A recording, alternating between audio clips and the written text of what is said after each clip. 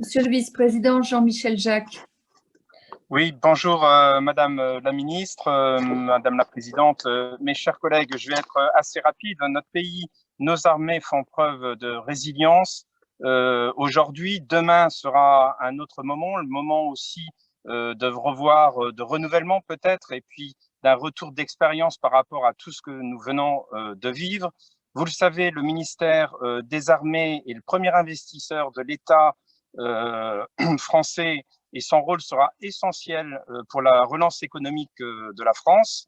Nos investissements sont souvent divers.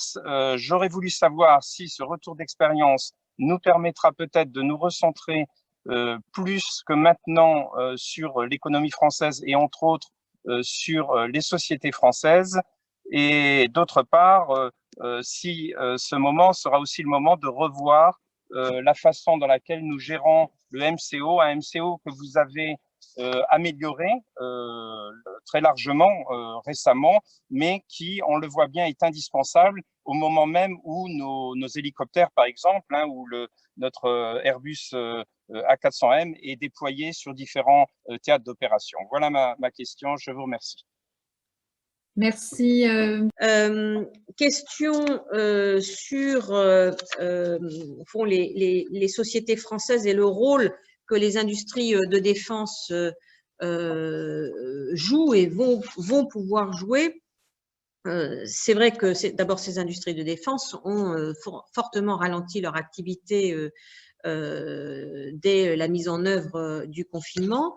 Cette activité a pu être reprise petit à petit. Elle nous permet notamment d'assurer dans les meilleures conditions possibles, compte tenu du contexte, les opérations de MCO.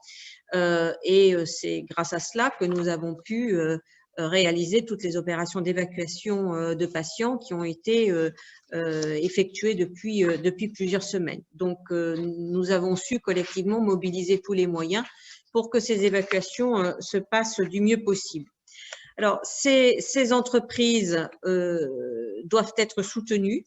Et c'est la raison pour laquelle nous avons décidé au ministère des Armées de mettre en place un système de liquidation et de paiement accéléré d'un certain nombre de factures que nous avions. Et donc, j'ai demandé que toutes les factures de moins de 5 000 € soient traitées selon une procédure accélérée, ce qui est une façon de venir en soutien des petites et moyennes entreprises de la base industrielle et technologique de défense, mais aussi de nos fournisseurs d'une manière générale. Et depuis le 20 mars, nous avons pu payer 22 000 factures pour un montant de 23 millions d'euros. Au-delà de cela, il y a bien sûr le rôle que ces industries de défense pourront jouer dans le cadre de la phase suivante. Donc, nous réfléchissons à la bonne façon de tirer le meilleur profit possible des commandes qui sont adressées à ces industries de défense pour contribuer au soutien de l'économie française. Donc, à court terme, je l'ai dit, cette industrie continue de fonctionner à un rythme qui n'est pas le rythme nominal.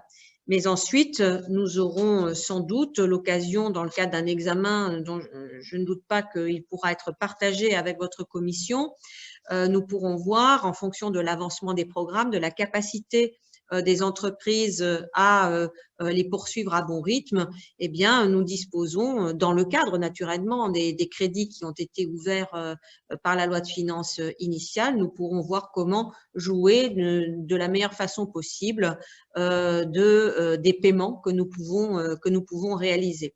Je le dis dans le cadre de la loi de finances initiale parce que, bien entendu, il est hors de propos de raisonner dans un autre cadre. Et puis, naturellement, nous serons amenés le moment venu à présenter un projet de loi de finances pour 2021. Mais ce que je veux dire par là, c'est que nous disposons d'un outil qui est à notre main pour pouvoir vraiment venir en soutien de ces industries de défense qui, vous l'avez dit vous-même, sont des industries qui sont basées sur nos territoires. Ce sont des industries nationales pour l'essentiel, qui génèrent de l'emploi national, qui irriguent largement nos territoires.